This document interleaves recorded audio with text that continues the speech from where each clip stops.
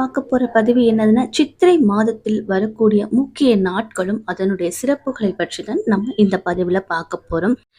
தமிழ் மாதங்கள்ல முதல் மாதமான சித்திரை மாதம் புதிய தமிழ் வருடத்தின் பிறப்பாக கருதப்படுகிறது.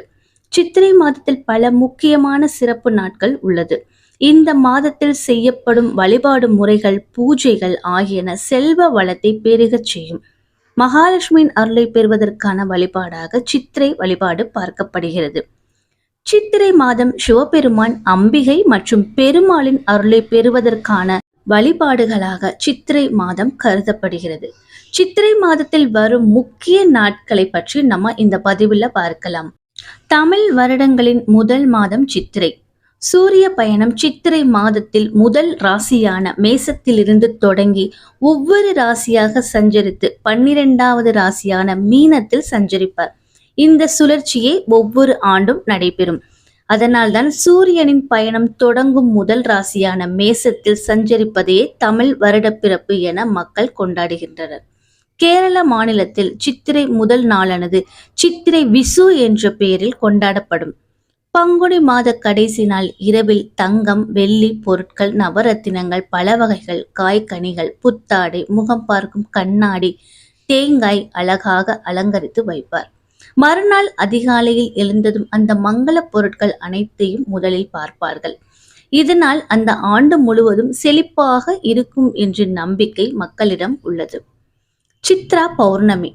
சித்திரை மாதத்தில் வரக்கூடிய அடுத்த விசேஷம் சித்ரா பௌர்ணமி.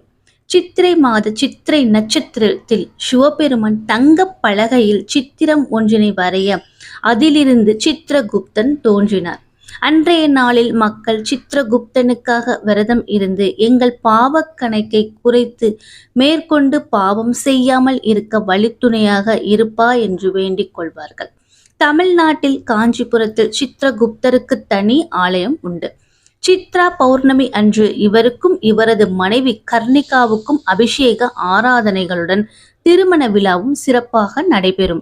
இந்த மாதத்தில் வரக்கூடிய சித்ரா பௌர்ணமி மிகவும் விசேஷமானது. இந்த சித்ரா பௌர்ணமி அன்று நிலவின் முழு வெளிச்சத்தால் பூமியின் சில பகுதியில் ஒரு வகை உப்பு வெளிவரும். அது பூமிநாதம் என சித்தர்கள் அழைப்பார்கள். இது மருத்துவத்துறையில் இன்றும் பயன்படுத்தப்படுகிறது. மூன்றாவது ரொம்ப முக்கியமான திருவிழா தாங்க மதுரை சித்திரை திருவிழா. சித்திரை மாதம் என்றாலே மதுரை மக்களுக்கு ஒரே கொண்டாட்டம், குதூகலம் தான். இந்த மாதம் முழுவதும் மீனாட்சி திருக்கல்யாணம், அழகர் ஆற்றில் இறங்குவது என பல விசேஷங்கள் உண்டு. மீனாட்சி திருக்கல்யாணத்தை காண அண்ணன் அழகர் சகலவிதமான ஏற்பாடுகளுடன் புறப்படுவார். தான் செல்வதற்கு முன்பே மீனாட்சி சொக்கநாதர் திருமணம் நடந்துவிட்டது என்னும் தகவல் வைகை கரையை அடையும் பொழுது அவருக்கு வந்து சேரும் கோபத்துடன் ஆற்றில் இறங்கிய அவர் அப்படியே வண்டியிற்கு போய்விடுவார்.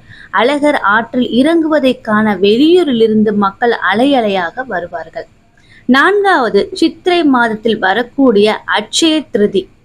அட்சய திருதி என்பது சித்திரை மாதத்தின் வளர்பிறையின் 3வது நாளான திருதியை கடைபிடிக்கப்படுகிறது. அட்சய என்றால் எப்பொழுதும் அல்ல அல்ல குறையாது என பொருள்படும். அதாவது இந்த நாளில் செய்யப்படும் நல்ல செயல்களான தான தர்மங்கள் அல்ல அல்ல குறையாத அதிக பலன்களை தரும். பார்வதி தேவி தனது பிறந்த வீட்டுக்கு வந்ததும் பரசுராமர் அவதரித்ததும் இந்நாளில்தான். அட்சய திருதியை அன்று தயிர் சாதம் தானம் செய்தால் ஆயுள் பெருகும். இனிப்பு பொருட்கள் தானம் செய்தால் திருமண தடை அகலும். உணவு தானியங்கள் தானம் செய்தால் விபத்துகள், அகால மரணம் போன்றவை ஏற்படாது. கால்நடைகளுக்கு தீவனம் அளித்தால் வாழ்வு வளம் பெறும். அட்சய திருதியில் செய்ய வேண்டியவை. அட்சய திருதி நாளில் தங்கம் வாங்கினால் இல்லத்தில் செல்வம் குவியும் என்ற ஐதீகமும் உண்டு. சித்திரையில் வரும் அட்சய திருதி அன்று வசதி படைத்தவர்கள் தங்கம் வாங்குவார்கள். தங்கம் வாங்க முடியாதவர்கள் அன்று ஏதாவது ஒரு மங்கள பொருட்களை வாங்கினாலும் நல்லது. மஞ்சள், உப்பு அந்த மாதிரி வாங்கிக் கொள்ளலாம். குடும்பம் செல்வ செழிப்புடன் திகழும் என்பது நம்பிக்கை. அன்றைய தினம் சுக்கிர பகவானுக்குரிய வெள்ளை நிறத்தினால் ஆன பச்சரிசி, மல்லிகைப்பூ போன்ற பொருட்களையும் நாம் வாங்கலாம். மகாலட்சுமி தாயாருக்கு பால் பாயசம் படைத்து வழிபடுவது செல்வ வளம் பெருகும் என்பது நம்பிக்கை.